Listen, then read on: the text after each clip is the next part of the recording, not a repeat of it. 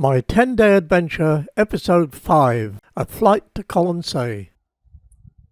Now, well, I had decided to go to Loch Arkaig, but I was passing Oban Airport, and I thought, no, I'm going to do something very different. And this is what I'm going to do.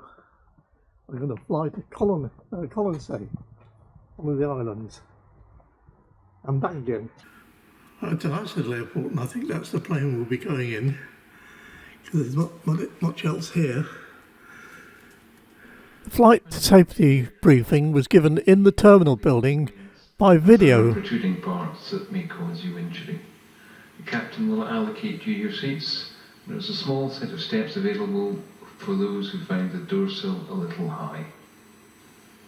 Once seated, please fasten your seatbelt and shoulder harness as demonstrated. The belt clicks into place. The belt can be adjusted by pulling the strap and unfastening as shown. The life jacket is fitted with your safety guard is in the seat whistle in front of you and a light for attracting attention.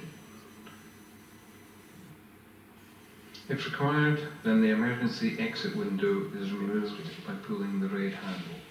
After landing, please keep your seatbelts securely fastened. Thank you for your attention during this short safety demonstration, and we hope you enjoy your flight with us today. Then it was follow the lady in the red coat, who happened to be the pilot, the captain as well, out to the aeroplane, and if you had baggage, you loaded it yourself.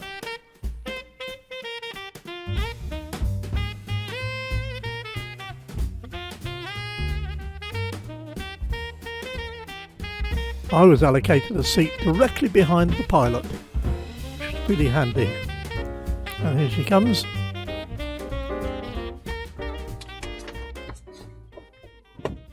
You can put your headset on there if you want. Yeah, it's fine.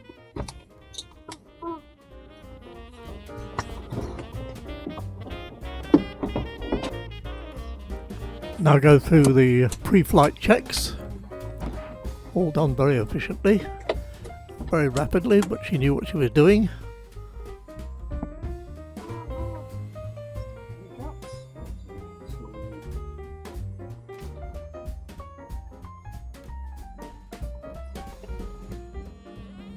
Open information. Good afternoon, Golf Hotel Echo Bravo Sierra, requesting start basic service, airport information, departure to Coventry. Basic service start approved, thank you. Roman use 19 right hand, QNH1023. Golf Bravo Sierra has 6 persons on board. Time en route will be 2 minutes, and I have 3 hours endurance. Golf Bravo Sierra. I'll pump the engine up a little bit and have a look, make sure everything's clear, and see if the engines start. Oh, that one started. What about the other one? Yeah, we've got 2 engines going, that's great. Flies better with 2. And then plenty of buttons to press, dials to look at, things to twiddle. All good fun. Time to taxi out to the end of the runway. When we got to Colonsay, I had a chat with the man sitting in the right-hand seat there. Turns out he was a stand-in engineer at this airfield for the airline, normally based somewhere down in the south of England. So for him it was a bit of a joyride come sightseeing trip. But once out at the end of the runway, it was the final set of checks and power checks.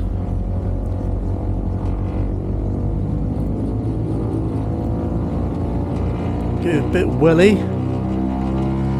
make sure everything's okay, the propellers don't fall off.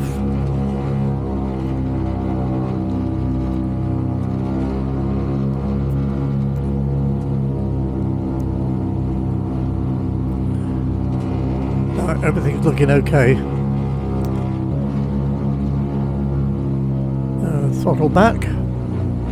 One of the nice things about flying an aeroplane is lots of buttons to push, dials to look at.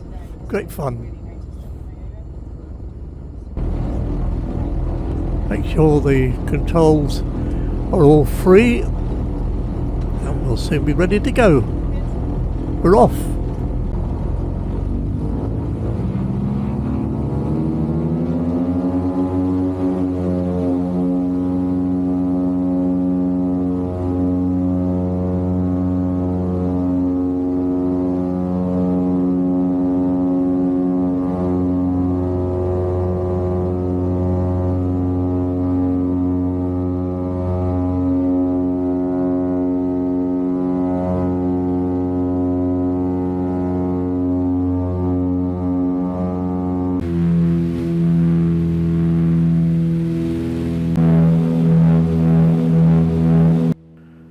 Well, we're still climbing, but we haven't actually got much more than 1,000 feet at all. I'm heading south over the town of Oban. Those of you that know the area will recognise the ferry terminal down there.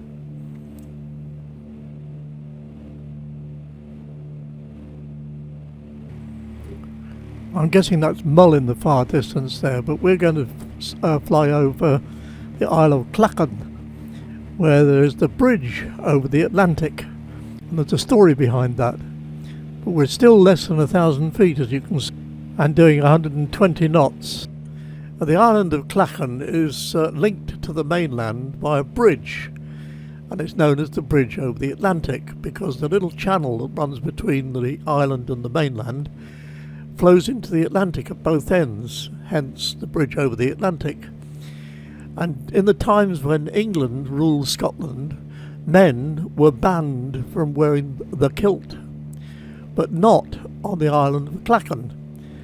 So on the island, when they lived, they wore the kilt, but when they went to work on the mainland, they got to the bridge, took their kilt off, and put tartan trousers on. And the land on the left-hand side of the bridge on the island is quite a popular wedding venue.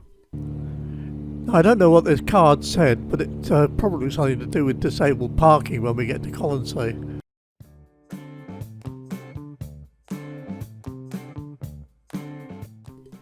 Well, the captain kept us nice and low most of the way, in fact all the way, so we got some good views of the islands.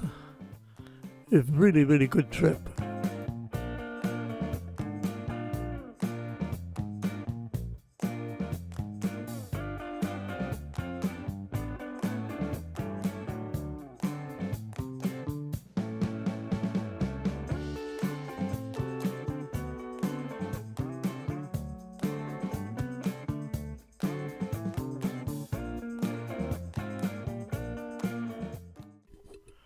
Finally, after a not very long trip, I think it was about 16 minutes or so, we landed in Colonsay, and there is the terminal building. I got out, stretched my legs a little bit, but after a quick turn round, it was time to head back. Taxi out to the very end of the runway, because it's comparatively short here, and the most useless thing to a pilot is runway behind you. So she made sure that we got all the runway. Well, this company does sightseeing flights as well, but this was a scheduled flight, so we didn't get to see too much. The flight back was just as pleasant, and I got to see one thing which I'd always steered well clear of when I was on my boat, and that's the Straits at Corryvreckan. It's a terribly dangerous place to go unless you know it well. There's a rock formation under the seabed, and it causes whirlpools and an overspill, and the overspill can on occasions rise to 4 meters. And that evening I finished the day in a lay-by alongside Loch Linney. I enjoyed a good meal and later a fabulous sunset. And in the next video, episode 6, I go to the Kelpies. Well, thanks for watching, and please don't forget to subscribe if you haven't already. Press the little bell so that you'll know when I upload the video of the Kelpies. Something quite extraordinary. Bye for now. BFN.